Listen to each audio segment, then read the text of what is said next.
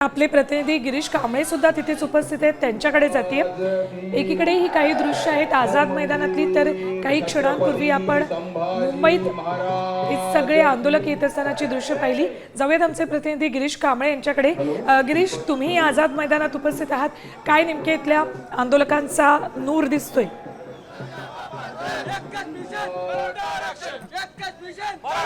मी आता सध्या आझाद मैदानाच्या मेन गेटवर आहे। या ठिकाणी मराठा आंदोलक आहेत ते यायला सुरुवात झालेली आहे। काल रात्रीपासूनच या ठिकाणी मराठा आंदोलक आहेत ते यायला सुरुवात झाली आणि घोषणाबाजी आहे ती जोरदार होऊ लागलेली आहे। एकंदरीत जोरदार उत्साह सध्या या मराठा आंदोलकांमध्ये पाहायला मिळतोय।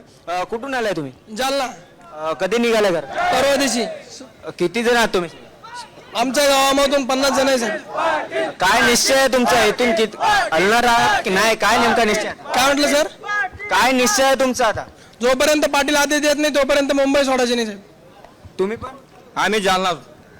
कुठून? आम्ही माजलगाव, बीड जिल्हा। किती जण आहात तुम्ही? आमच्या माजलगाव तालुक्यातून 1,500 गाड्या आहेत। कधी निघाल्या घरातून? 27 तारखेला।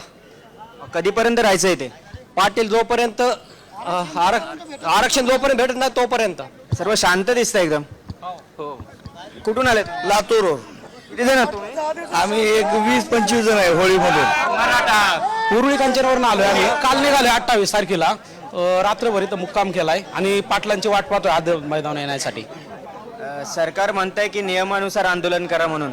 नियमातच चालू आहे सगळं। चालू आहे साहेब। सगळं नाही गेलो आणखी, कारण की आमच्या पाटील साहेबांचा आदेश आलेला आहे नियमामध्ये आपण आंदोलन करायचं। आम्ही नियमाच्या बाहेर आणखी गेलेलो नाही, नियमामध्येच आम्ही आंदोलन करणार आहोत। पण तुम्हाला सरकारला आमची एकच कळकळीची विनंती आहे की किती दिवस आमच्यावर असा अन्याय करणार आहात, कारण की तुम्ही आम्हाला एकदाच देऊन टाका। आरक्षण आमच्या हक्काचं। आम्ही उलट नियमात चाललोय। सरकार उलट रेल्वे बंद केली आहे, गाड्या बंद केल्यात, उलट आमच्या लोकांचं हलवायला लागलं।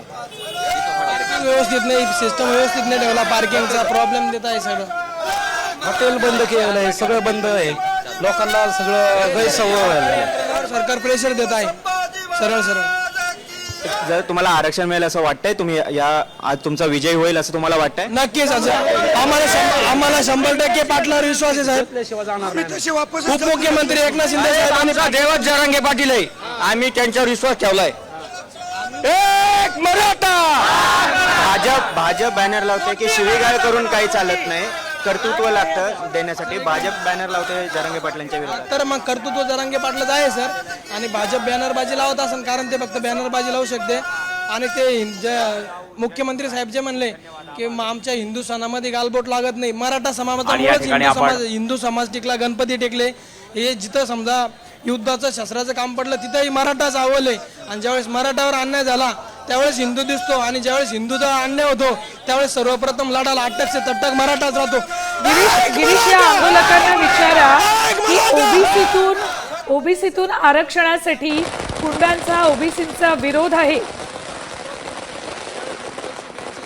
अण्णासाहेब पाटलांना आत्मदहन केलं होतं त्यावेळेस एकही तुम्हाला ओबीसीतून आरक्षण देण्यासाठी कुंडांचा देखील विरोध आहे, त्याबद्दल काय मग तुमची भूमिका काय? जरांगे पाटील जे निर्णय घेतील तो आम्हाला मान्य राहील साहेब।